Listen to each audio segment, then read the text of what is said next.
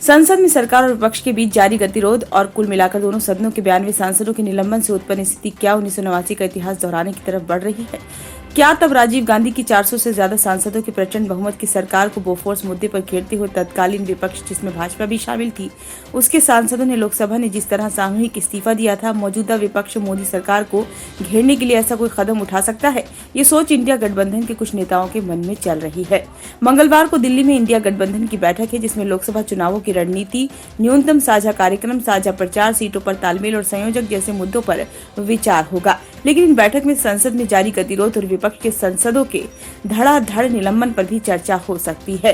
दरअसल 3 विधानसभा चुनावों में भाजपा की जबरदस्त जीत से विपक्ष को झटका लगा था। संसद में सुरक्षा में सेंध के मुद्दे को लेकर उसमें फिर न सिर्फ आक्रामकता आई है, बल्कि कुछ दिनों पहले अलग अलग सुरों में बोल रहे गठबंधन के नेताओं के बीच अब एकजुटता भी बढ़ गई है। इसलिए इंडिया गठबंधन के नेता सीटों के तालमेल आदि के मुद्दों के साथ साथ सांसदों के निलंबन के विरोध में भी कोई बड़ा कदम उठाने पर विचार कर रहे हैं।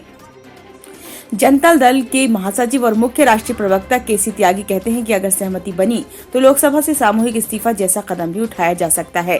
त्यागी कहते हैं, हालांकि अभी इस मुद्दे पर विचार नहीं हुआ है, लेकिन जिस तरह सरकार विपक्ष के नेताओं और सांसदों को निशाना बना रही है, उसका जवाब किसी बड़े राजनीतिक कदम से ही देना होगा।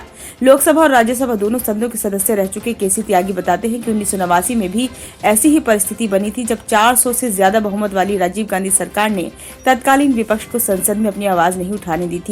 तब पूरे विपक्ष ने लोकसभा से सामूहिक इस्तीफा दिया था और अब उसके बाद 1989 के लोकसभा चुनाव में कांग्रेस हारी और विश्वनाथ प्रताप सिंह की जनता दल के नेतृत्व में राष्ट्रीय मोर्चे की गठबंधन सरकार बनी थी, जिसे बाहर से वाम मोर्चे और भाजपा दोनों का समर्थन प्राप्त था। त्यागी कहते हैं कि जब संसद में विपक्ष की आवाज नहीं सुनी जाती है, तब उसे सीधे जनता के बीच जाना चाहिए। 1989 में हमने यही किया था और अब भी अगर सहमति बनी तो फिर विपक्ष से सीधे जनता के बीच जाने के लिए लोकसभा से सामूहिक इस्तीफे का फैसला कर सकता है। कांग्रेस में कोई नेता इस मुद्दे पर खुलकर बोलने को तैयार नहीं है, लेकिन उनका ये कहना है कि अभी कोई निर्णय नहीं हुआ है। जो भी फैसला होगा, इंडिया गठबंधन के सभी घटक आपसी चर्चा और सहमति से लेंगे। ब्यूरो रिपोर्ट, नई दिल्ली।